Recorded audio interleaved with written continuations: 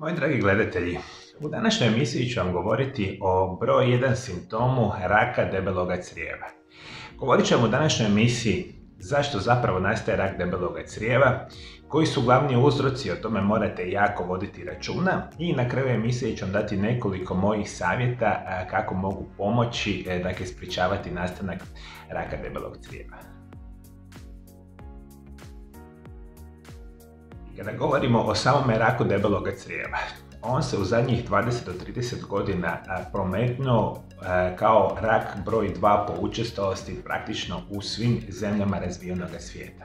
Enormna promjena načina života kojeg mi danas konzumiramo uzrokuje ovu izuzetno tešku bolest. I mi kada govorimo o raku debeloga crijeva možemo reći da ih dijelimo na dobroćudne i zloćudne. Najčešće su adenomi ili polipi ili adenokarcinomi.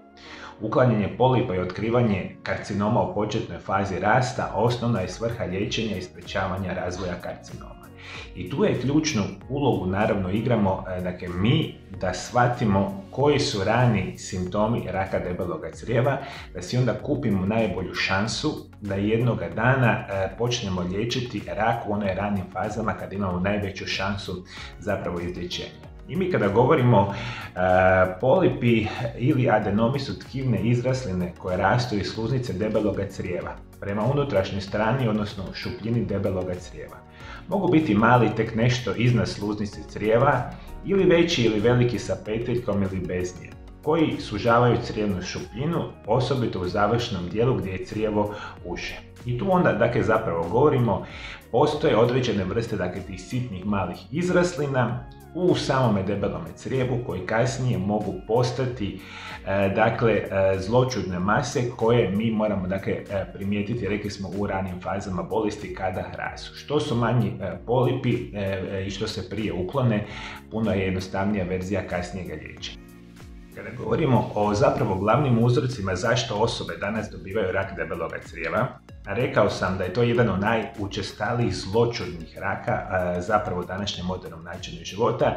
Prije svega ćemo reći da je konzumiranje izuzetno loše hrane.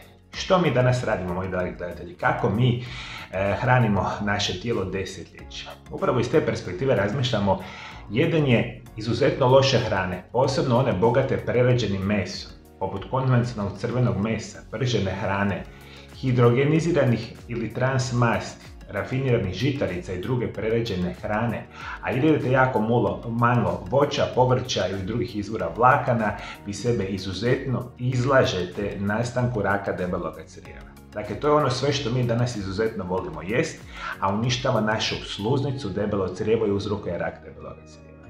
Brza hrana, pice, hamburgeri, rekli smo prerađeno meso je specijalno loše. Od kobasica, slanina, šunke, salame i sličnih vrsta, perspektiva, vi ukoliko to jedete redovito, značajno pojačavate rizik od raka debeloga crijeva. I naravno, što smo stariji, rak debeloga crijeva je u većem riziku, specijalno u osobe iznad 50. godine života.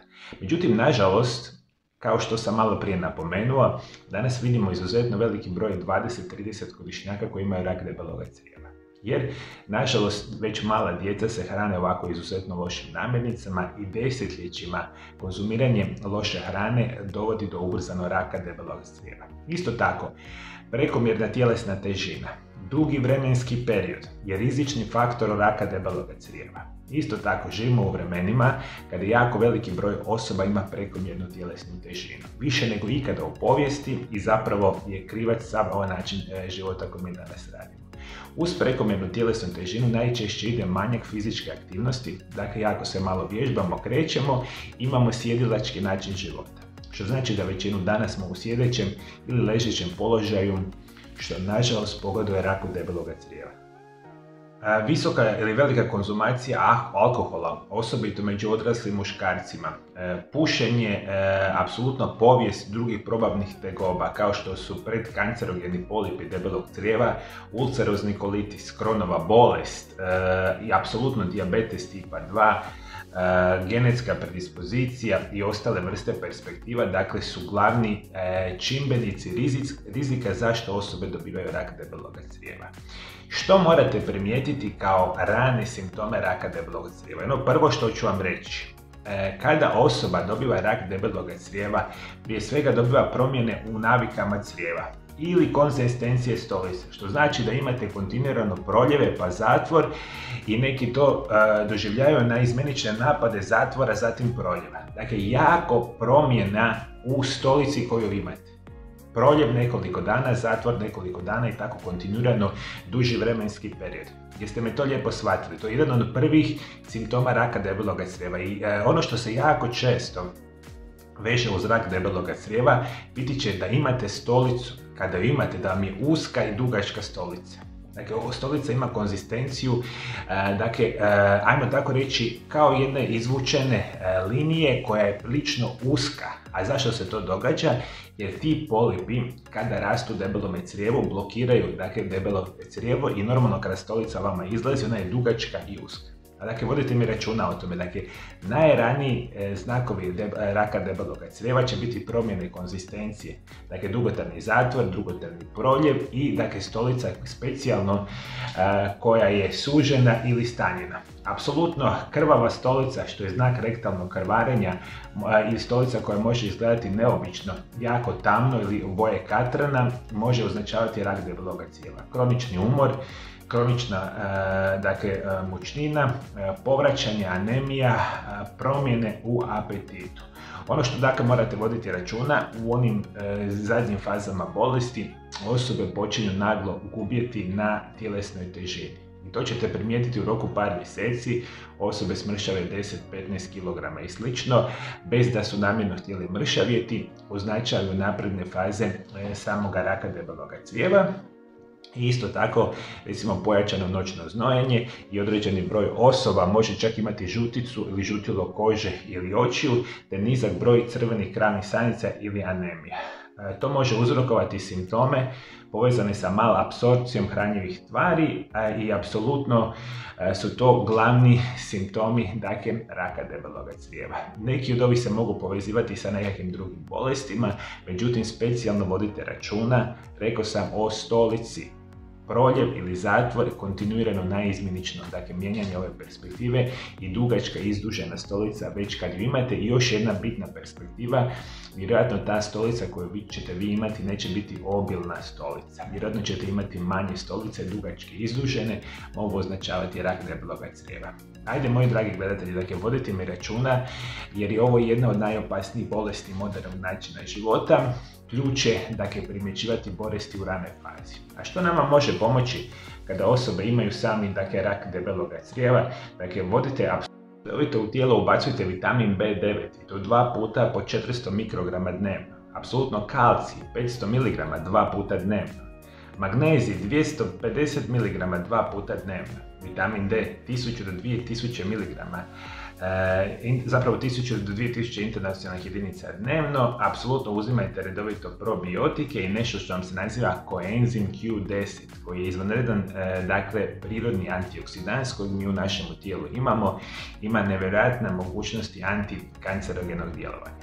Ajde, mojima, dragi moji gledatelji, dakle, vodite računa. Dakle, rak debelog crijeva je izuzetno opasna bolest. Kada je primijetimo u ranim fazama, imamo puno veću šansu od samoga oporavka. A svi moji dragi gledatelji, da li ste vi imali iskustva ili netko od vaše obitelji sa samim rakom debelog crijeva? Koji su se njihovi simptomi pojavljivali? Komentirajte naravno ovdje dolje ispod video zapis.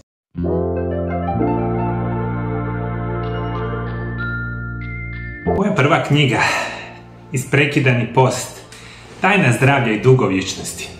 Izlazi krajem 12. mjeseca. I ukoliko želite kupiti moju prvu knjigu, nekoliko jako bitnih informacija trebate znati. Prije svega, knjiga će biti prevedena na hrvatski, engleski i njemački jezik. I samu knjigu kao takvu ćete moći kupiti u 3 formata. Prva 2 formata se nazivaju e-knjiga i audio knjiga, koje se kupuju direktno i budu odmah dostupne putem internetske stranice. Knjiga koja će biti vezana za print, i to ona čvrsta knjiga koju ćete vi kupovati i doći će u vaš dom, kupovat će se apsolutno u prednarudžbi. Tiskana knjiga ide u prednarudžbu prvih 30 dana. Što znači da prve kopije knjige šaljemo u svijet krajem siječnja 2024. godine. Za sve koji kupe knjigu u prednaručbi imam veliko posebno iznenađenje. Dakle, ova tiskana ili knjiga ide prvih mjesec dana u prednaručbu i tu ćete imati mogućnosti kupiti putem internetske stranice knjigu i svi vi koji kupite knjigu u prednaručbi dobit ćete moju osobnu posvetu za sve vas i te knjige idu širom svijeta putem dostavnih službi krajem prvog mjeseca 2024. godine. Kako kupiti knjigu? Prvi korak je da posjetite www.mariolab.eu ili kliknete na poveznicu ispod video zapisa. Pronađite na web stranici Web Shop gdje se knjiga može kupiti. Sada imate mogućnost prevesti stranicu na engleski ili njemački jezik po potrebi. Sljedeći korak je da izaberete tiskanu knjigu, e-knjigu ili audio knjigu na hrvatskom, engleskom ili njemačkom jeziku. Unesite svoje podatke i izvršite narudžbu. Vjerujem da će ova knjiga promijeniti potpunosti vaš život, imat ćete nevjerojatnu mogućnost poboljšavanja vašeg zdravlja i dugovječnosti. I za sve informacije posjetite internetsku stranicu ili kliknite na ovaj link dolje ispod video zapisa.